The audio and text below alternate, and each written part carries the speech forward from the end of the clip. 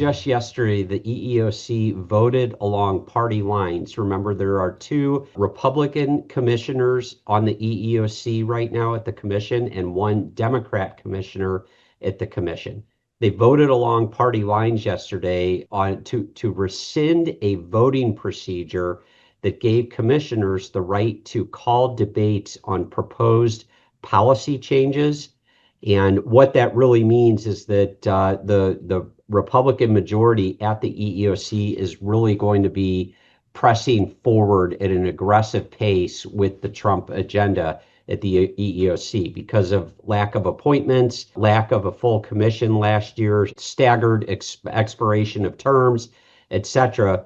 The EEOC during Trump's first year was really pretty quiet, but expect some aggressive things. Interestingly, at this meeting yesterday where this voting procedure was rescinded, Chair Andrea Lucas and Commissioner Brittany Panuccio, they voted along their party lines to rescind this voting procedure. That led Chair Lucas to specifically say, quote, "Elections have consequences, and it is entirely appropriate for a majority, including a Republican majority, to exercise its powers consistent with what the Republican majority deems necessary to implement the administration priorities." So that's a very aggressive statement by Lucas. When they were discussing this, Lucas and Panuccio had declined to support the Democrat members' plans, Kalpana-Kotagal. When Lucas asked if there was support for Kotagal's second proposal, an unidentified voice chimed in to the public meeting and stated, "Of course not. Blondie doesn't care." So that was kind of interesting. Lucas rebuked that comment, that insult.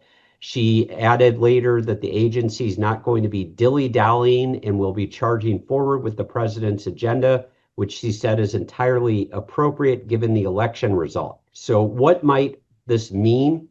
So I want to talk just really briefly. The EEOC yesterday also said it's going to meet next week to consider retracting workplace harassment guidance that was issued under President Biden's administration.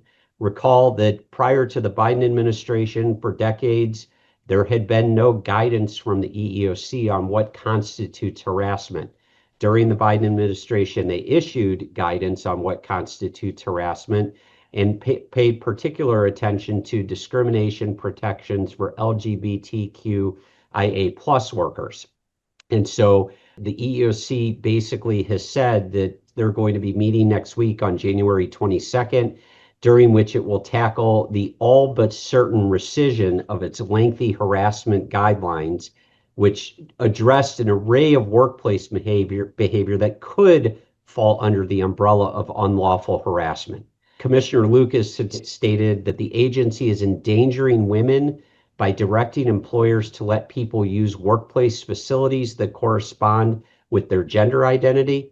She also disagreed with the EEOC's prior position that repeatedly misgendering someone could be considered unlawful harassment. So stay tuned. That's why I wanted to talk about all of this today, because I think you are going to see the harassment guidance be rescinded next week, and a lot of the LGBTQIA plus guidance that the prior administration put forth. I think you're going to see a rapid rescission of that